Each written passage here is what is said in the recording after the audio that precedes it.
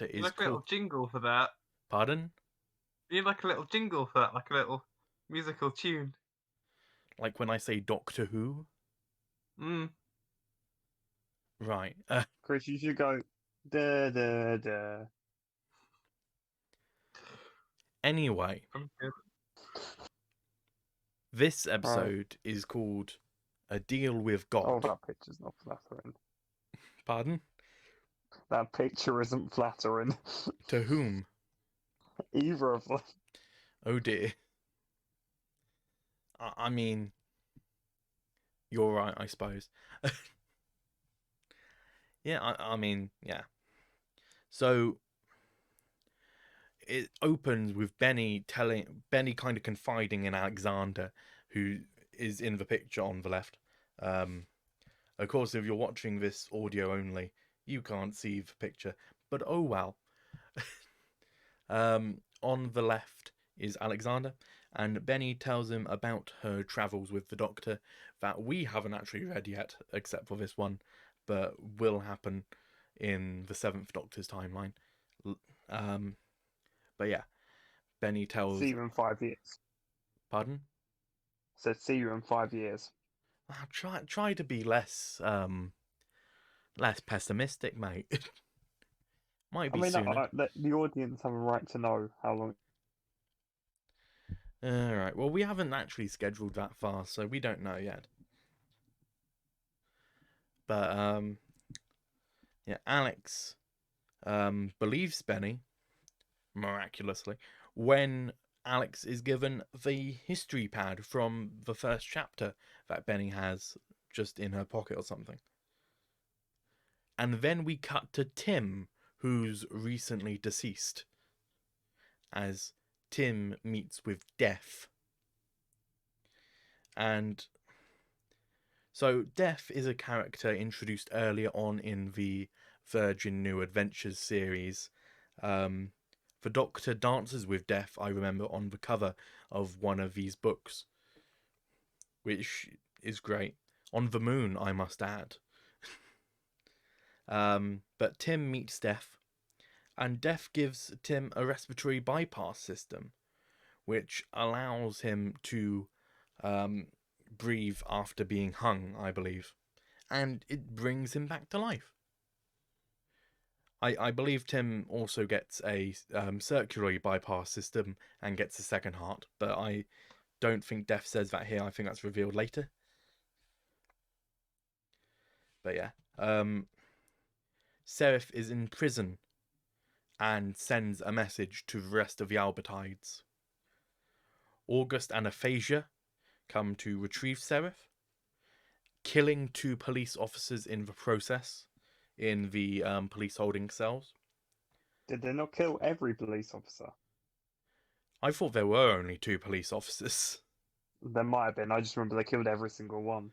They might have also killed all of the inmates, but I'm not sure it was as clear on that one. They probably killed all the inmates as well, to be fair. Yeah, you would have thought so. Yeah. You'd kind of hope so. Isn't that justice? No, justice is sending them all to Australia. Ah, yes, as would have been customary for the 1910s. Yeah, this takes place in the 1910s, doesn't it? Yeah. It takes place weeks before World War One, so... Yeah, it takes place in spring 1914. Yeah. I think. Yeah.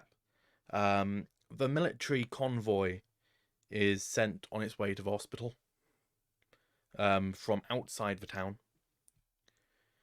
But Hoff sets up a time barrier, which has some very nasty effects for anyone who isn't a Time Lord who tries to go through it. I just have a note here saying Hodges meets the barrier, and I'm not entirely sure what that means. Oh, I think when the time barrier's set up, Hodges is riding in a cart with horses, horse-drawn cart. Yeah. Yeah. And the barrier is set up like right in front of him. I haven't written down where he's died, so I don't think he died. So, He was just heavily mutilated. Well, I think I would have written that down. I think he just stopped. His horses were spooked. John Smith remembers his first shave. It's unknown. Well, these are probably just implanted memories. And then John Smith goes to the church. There's a large bit of this chapter where John just kind of walks through the town. And Yeah. he goes to the church and asks God what's inside him that hurts so much.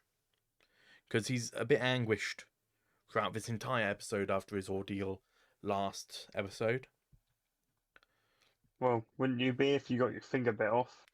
I suppose I would.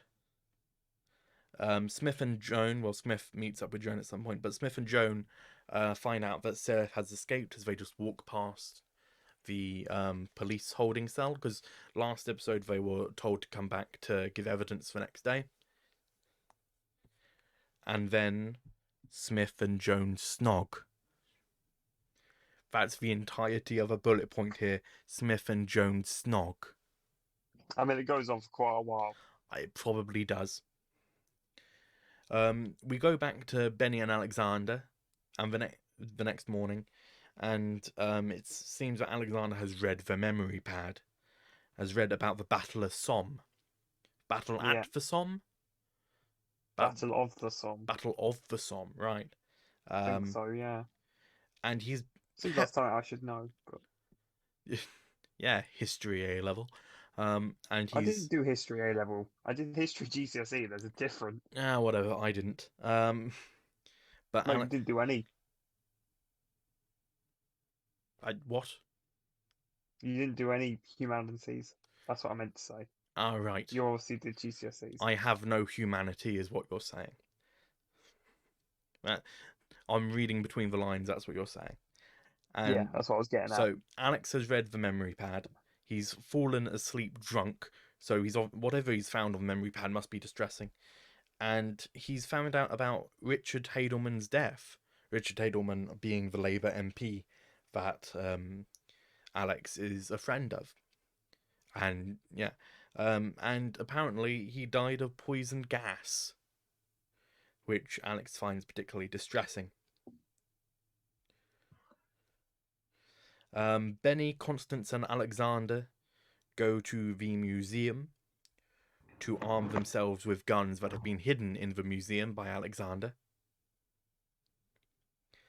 And then there's an explosion in the museum, and it's revealed that the Orbitides are like on a hill, like away from them, shooting grenades at the museum or something.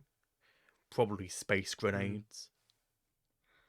And Benny, Constance, and Alexander run.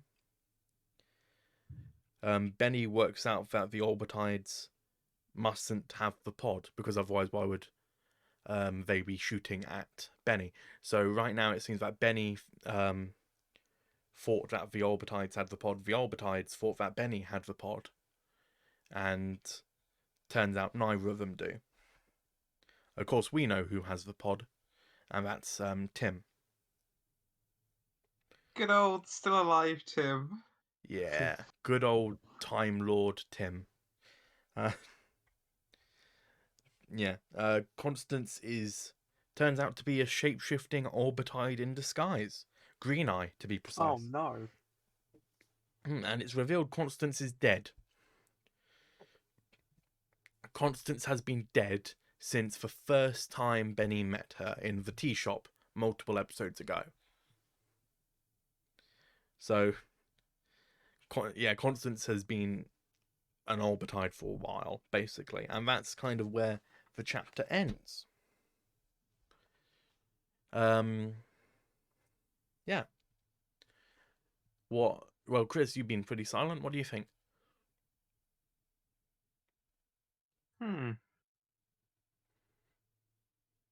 Lovely I'm still a jubbly. bit yeah.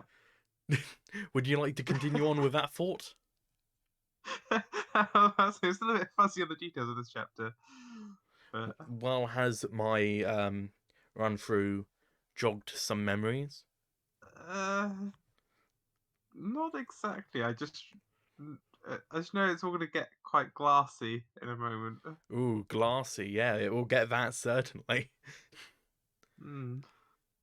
Yeah, that's foreshadowing. Um, I can't wait till we see Joan's head get ripped off. Oh, sorry, was that a spoiler? just don't stop trying to like implant fake spoilers, man. Like, geez, you'll confuse people. And me. Yes, quite. But yes, yeah. So, Chris, what did you think besides it just not being particularly memorable? Mostly that. I mean, is it too soon to go on to ratings? 'Cause if so, I'd say No, 6. no, right now ratings are fine. Let's go. Yeah, we're about at the ratings point. Fair enough. Yeah, I'll go with the usual, the average 6. Cool.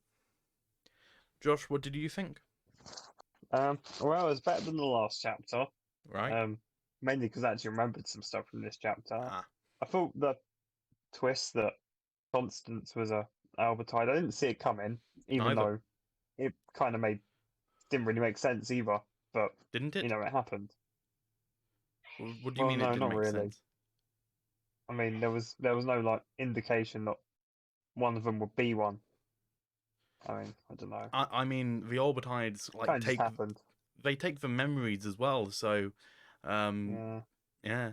So surely they can just act pretty much like them. Anyway, So but it's not rabbit hole. This I'm going to go with a 7 out of 10. right. It this chapter progresses certain parts of the story that I'm quite glad with. Tim meeting death in particular is quite science fictiony. Uh, but besides that, it doesn't really. Well, it goes into more of John's false memories. It's a bit of a character exploration of John, and then Smith and John snog. But How much do you know about this version of Death? Like, is it sort of. Is it running lines of mythology or like. Lady It's, Death, it's just death. Lady Fair Death, enough. one of the Eternals, along with Time, and there's another one. Icarus.